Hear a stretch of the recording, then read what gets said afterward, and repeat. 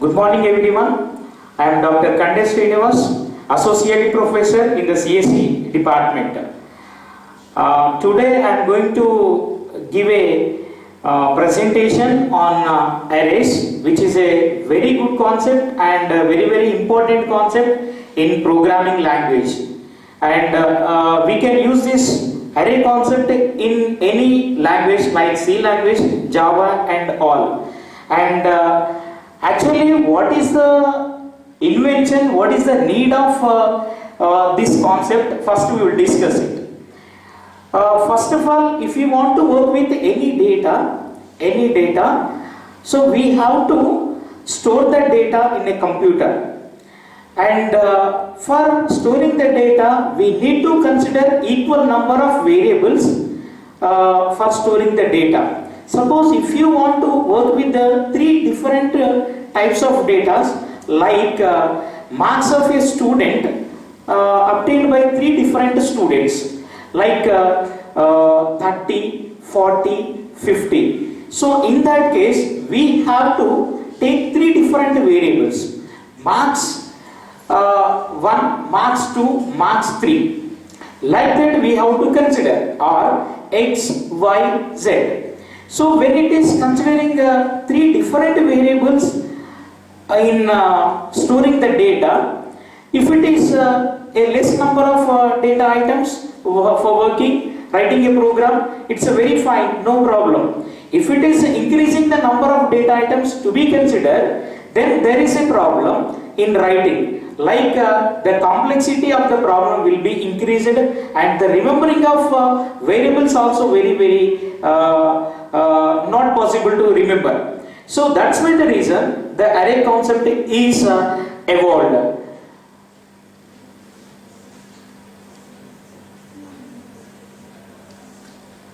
So this array is defined as it is a collection of homogeneous data referred by a common name and belongs to a same data type. For example, the marks obtained by three students. So marks in subject 1, marks in subject 2, marks in subject 3. So suppose 10, 20, 30 are obtained by some student 1. So if you want to consider this data, so we have to take three different variables. But in arrays, we consider only one variable to represent these three different items. So that is the beauty of this arrays. No need to remember all the variables. You can remember only one variable. With one variable, you can refer all the elements which consider. That is, for example, if I want to consider this data, want to store this data in memory, I will consider only one array, that is marks with some size. So in this one, so this is a marks. I want to store three subject marks. So just take the size 3, so that I can store three marks obtained in three different subjects. Here the marks 0 is the first student mark, and marks 1 is the second student mark, marks 3 is the marks 2 is the third student marks. So based on the number of indexes used in the array, the arrays are categorized into different types. One is one-dimensional array, and two-dimensional array, and multi-dimensional array. So one-dimensional array means array with one subscript or one index is called one-dimensional array, and two-dimensional array means array with two dimensions or two indexes or two subscript is called two-dimensional array. Next, multi-dimensional array means array with more than two dimensions is called multi-dimensional array. Now let us today will discuss about the one-dimensional array. How we consider one-dimensional array? How we define one-dimensional array? How we initialize? How we access the values from the one-dimensional array?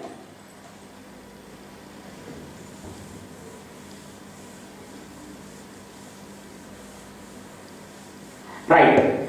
Let us. I want to consider three subjects marks. So in this case, for defining array, for storing the three subjects marks, so you take the general syntax of defining an array. That is data type and array name and size of the array. In this one, this is the general syntax of defining array. In this, the data type means the data type of the data you are going to store in the array. Array name is a name of the array you are considered by considering the rules of identifiers. Now the size is a integer value which gives a number of elements that you can store in that particular array. For example, I int array name is the A and size is the 3. For example, take another example, float height and 3. So in this char name 3. So here you see the first statement int space A and 3. In this one, the meaning of this statement is A is the array name we are considered and 3 is the size of this array, means the maximum number of elements that you can store in this array, and int is the keyword of an integer that you are going to store in this array.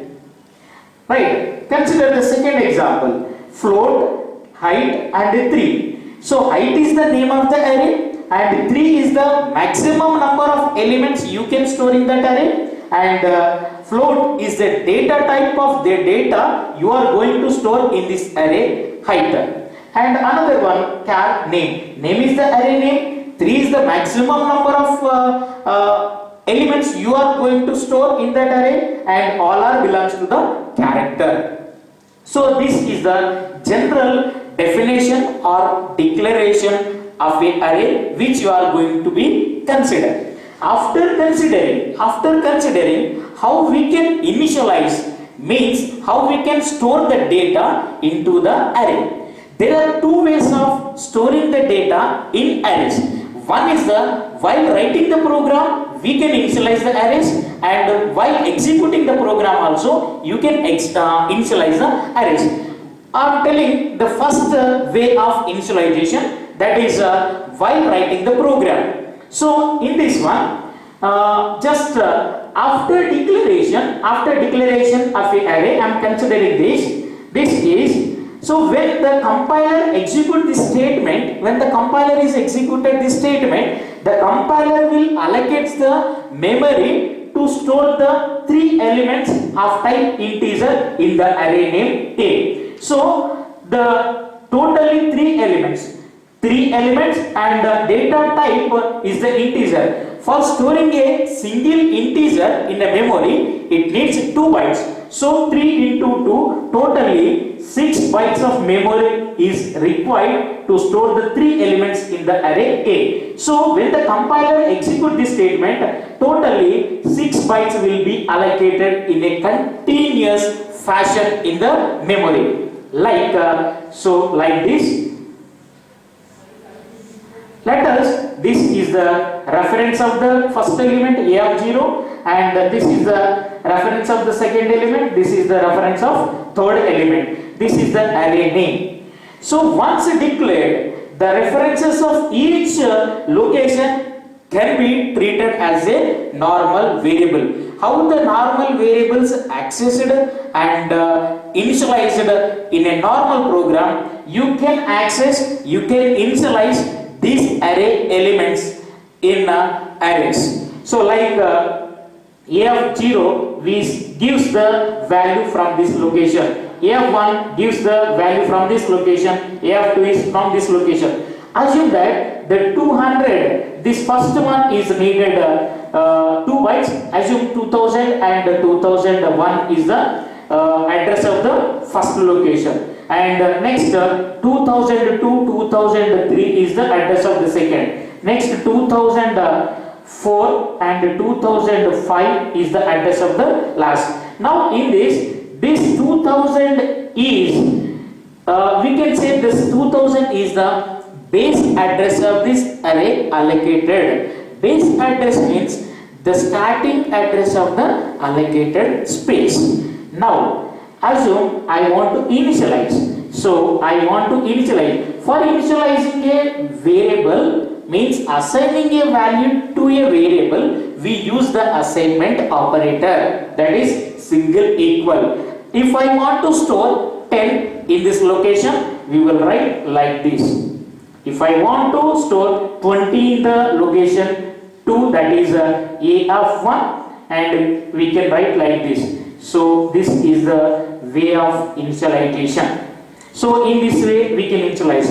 But if you use this way, this is the fixed way of initialization. You cannot change while executing the program. That's why the reason most of the times we don't use this type of initialization. We initialize the variables while executing the program by using the scanf statement.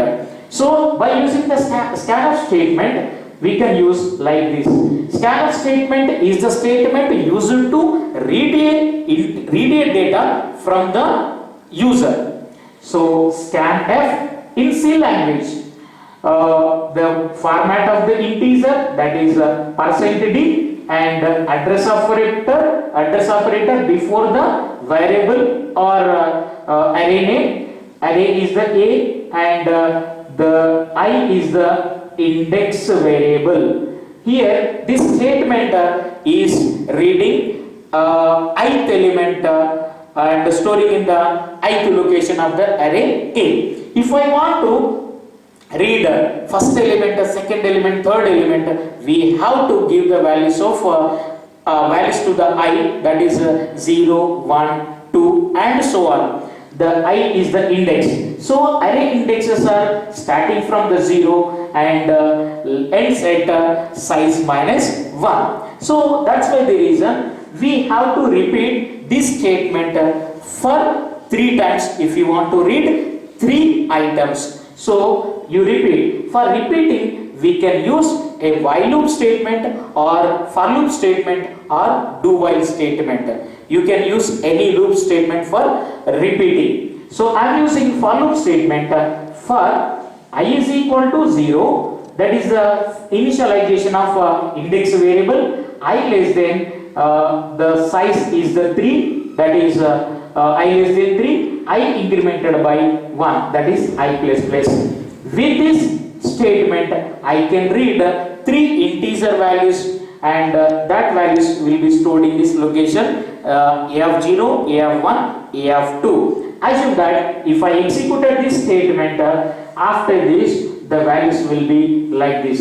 When you execute any number of times, you can give any value for, you can read any 3 values. Suppose after executing, if I entered 20, 30, 45, that will be stored in this location 20, 30, 45.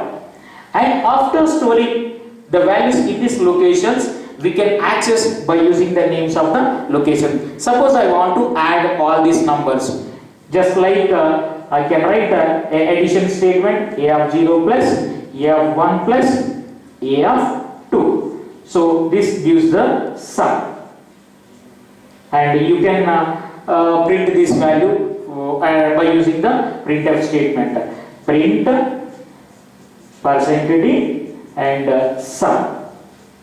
Right. If you want to print these elements, that is use the printf statement. So printf %d and a of I.